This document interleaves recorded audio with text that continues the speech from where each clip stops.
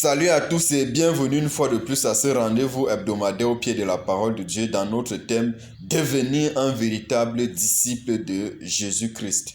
Nous en sommes déjà à la troisième étape. Nous avons parlé de la première étape qui concernait la repentance, la deuxième étape qui concernait la nouvelle naissance et nous en sommes à la troisième qui s'intitule comprendre les changements qui se sont opérés en nous lorsque nous sommes nés de nouveau, lorsque nous sommes devenus enfants de Dieu. Alors, la semaine dernière, nous avons parlé, n'est-ce pas, de beaucoup de choses. Nous sommes passés des ténèbres à la lumière. On peut facilement comprendre les Écritures lorsqu'on devient enfant de Dieu. Nous sommes passés de la mort à la vie, c'est-à-dire nous avons reçu la vie de Christ en nous. Les choses, comme nous avons dit dans 2 Corinthiens chapitre 5 verset 17, les choses anciennes sont passées, voici, toutes choses sont devenues nouvelles. Aujourd'hui, nous allons parler du changement ultime que nous allons intituler lorsqu'on devient enfant de Dieu, lorsqu'on est enfant de Dieu, l'Esprit de Dieu habite en nous. Alors, je prie pour quelqu'un qui est en train de m'écouter en ce moment, que l'enseignement de la parole te fasse du bien, qu'elle apporte beaucoup de bénédictions dans ta vie, qu'elle transforme beaucoup d'aspects dans ta vie, ta relation avec Dieu, ta vie matérielle, financière, ta vie relationnelle et bien d'autres choses, au nom puissant de Jésus-Christ de Nazareth. Amen. Alors, il y a tellement de passages dans la Bible qui nous enseigne là-dessus par rapport au fait que l'Esprit de Dieu vient habiter en nous lorsque nous naissons de nouveau. Alors, j'aimerais présenter les choses de cette façon. Lorsque nous lisons la Bible, on se rend compte que il y a déjà deux testaments, l'Ancien et le Nouveau Testament. On se rend compte que l'Ancien Testament, c'est en fait le résumé de l'incapacité de l'homme à obéir à la parole de Dieu, parce que Dieu a donné ses instructions au travers du Pentateuque qui constitue la loi de Moïse. Et puis le peuple d'Israël n'a pas pu appliquer ces lois-là, n'a pas pu appliquer ces commandements. Et cela montrait une seule chose, l'homme n'a pas en lui la capacité d'obéir à la voix de Dieu par sa propre force, par la force de sa chair. Et c'est pour ça que Jésus peut dire, l'esprit est bien disposé, mais la chair est faible. Et cette chair-là ne peut pas permettre à l'homme d'obéir à la voix de Dieu. Dieu, voyant les choses à l'avance, ayant la maîtrise des circonstances, lui qui est 3 fois saint, il a donc décidé de faire quelque chose d'ultime. Et cette chose, c'était de mettre en l'homme son esprit. Parce que lui qui est 3 fois saint, en fait, c'est parce qu'il est Dieu. Et Dieu, par essence, c'est la sainteté. Alors, pour que nous devenions aussi saints comme lui, nous avons besoin d'aborder en nous sa propre nature. Donc, lorsque nous naissons de nouveau, l'un des changements qui s'opère, c'est que notre propre esprit, parce que l'homme est composé de l'esprit, de l'âme et du corps, notre propre esprit est régénéré, est changé. Il y a un changement de système de pensée, comme nous l'avons dit dans l'une de nos anciennes vidéos. Nous passons du système de pensée de la chair au système de pensée de l'esprit. Mais un autre changement très important, c'est que l'Esprit de Dieu, la divinité elle-même, elle vient habiter en nous. Alors, lorsque nous lisons la Bible dans l'un des livres des prophètes, Joël chapitre 2, versets 28 à 29, la Bible nous fait comprendre que il arrivera à la fin des temps que je répandrai mon esprit sur toute chair. Vos fils et vos filles prophétiseront, vos jeunes gens auront des visions, vos vieillards auront des songes. Donc, Dieu s'étant rendu compte, ou alors ayant réalisé que l'homme qu'il a créé, à cause du péché de notre ancêtre Adam, nous avons corrompu notre nature et par là même nous devenons incapables de nous-mêmes de vivre la sainteté, de vivre la sanctification. Alors il a décidé de répandre son esprit, son Saint-Esprit sur toute chair, afin que par la présence de cet Saint-Esprit-là, que progressivement nous parvenions à la justice de Dieu, que nous parvenons à la sainteté de Dieu. N'est-ce pas une chose merveilleuse? Et parfois nous plaignons beaucoup, oh Dieu, il y a telle chose qui ne marche pas dans ma vie. Lorsqu'on comprend ces choses-là, en fait, on devrait plus passer du temps à rendre grâce à Dieu, à remercier Dieu, parce que qui sommes-nous? Des êtres misérables que nous sommes, que Dieu s'intéresse à nous et qu'il vienne habiter à l'intérieur de notre corps. C'est pour ça que David, dans l'un de ses psaumes, pouvait dire Qui est l'homme pour que tu te souviennes de lui, pour que tu aies égard à lui? Alors, nous allons entrer dans les passages bibliques, nous allons citer les passages bibliques sont légion, ceux-là qui nous permettent de comprendre, n'est-ce pas, que le Saint-Esprit vient habiter en nous lors de la nouvelle naissance. Mais nous allons juste en lire quelques-uns pour nous éclairer là-dessus, parce qu'il ne s'agit pas de notre intelligence, mais il s'agit de la vérité de la parole de Dieu. C'est important de connaître la parole de Dieu. Lorsqu'on la connaît, il est difficile d'être trompé par des faux serviteurs de Dieu. Et je vous invite davantage à écouter la parole de Dieu au travers des enseignements. Ça peut être sur Internet, à l'église, mais également de s'asseoir dans son lieu secret et de lire sa Bible. C'est très important. Le premier passage que nous allons lire, c'est dans le livre de Romains. Nous allons partir dans Romains chapitre 8, le verset 9. La Bible dit dans le livre de Romains chapitre 8 à son verset 9.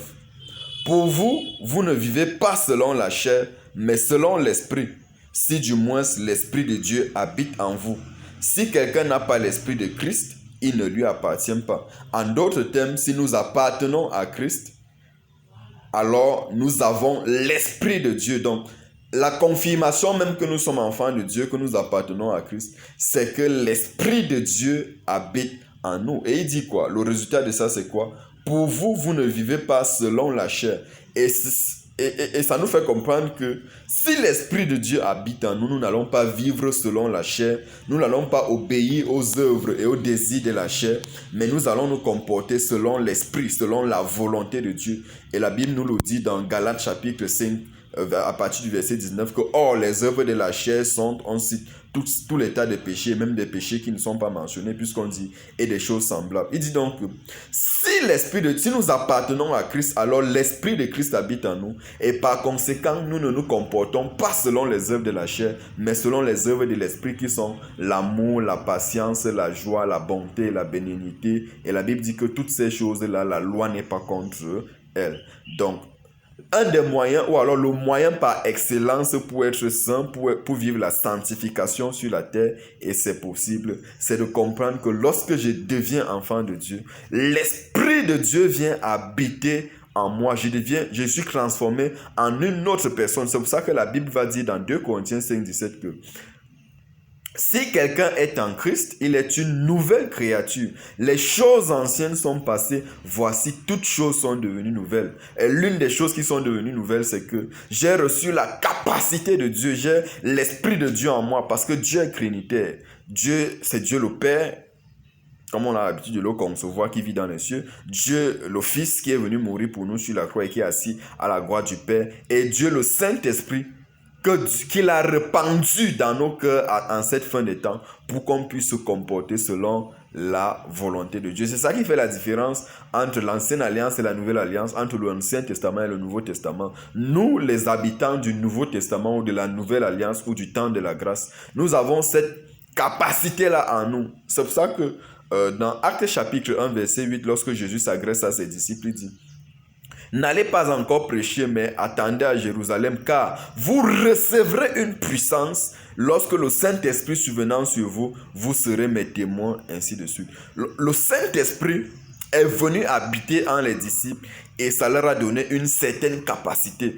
Dans ces capacités-là, il y a la capacité de vivre une vie saine. Sainte autant pour moi.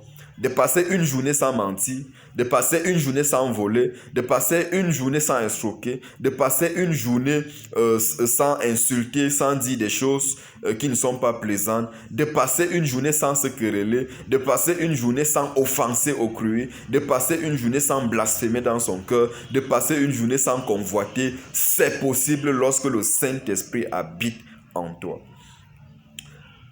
Nous allons davantage lire d'autres passages, ou un autre passage par lequel nous allons peut-être terminer.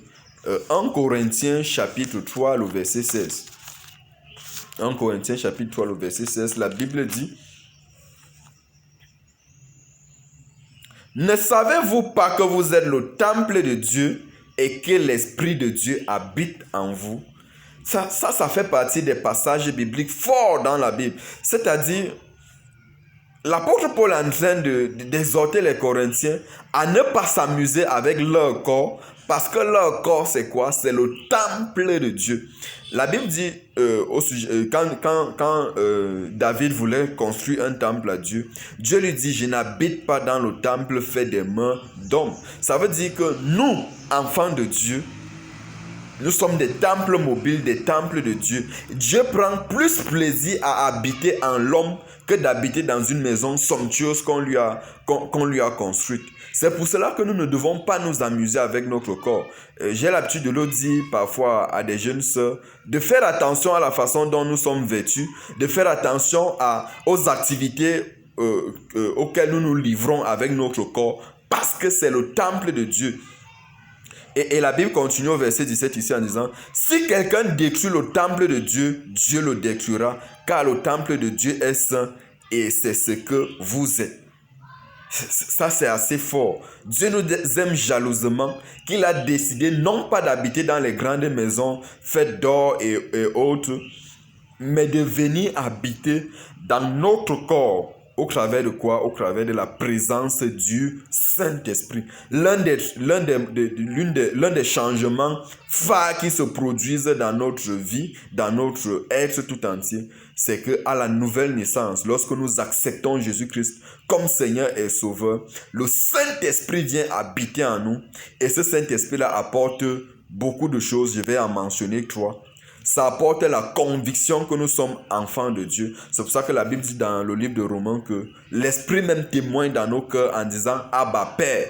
Donc, parfois on pose la question aux gens est-ce que tu seras sauvé lorsque Jésus-Christ reviendra? Est-ce que tu iras au ciel? Et ils ne sont pas capables de répondre. J'ai tout simplement envie de leur donner 2 réponses. Première, soit ils ne sont pas véritablement des enfants de Dieu, et l'Esprit de Dieu n'habite pas en eux, soit ils ne sont pas conscients qu'ils sont des enfants de Dieu et que le Saint-Esprit habite en toi. Lorsque le Saint-Esprit habite en toi et tu en es conscient, il témoigne dans ton cœur que tu es un enfant de Dieu. Tu marches avec la conviction que tu es un enfant de Dieu. Et plus grand que ça, 2 autres choses que le Saint-Esprit vient faire en nous. Il apporte les fruits de l'Esprit, il apporte les dons de l'Esprit. Dans Galates chapitre 5, le verset 22, il est dit que les fruits de l'Esprit, c'est l'amour, c'est la joie, la bonté, la bénignité, la patience, la bienveillance.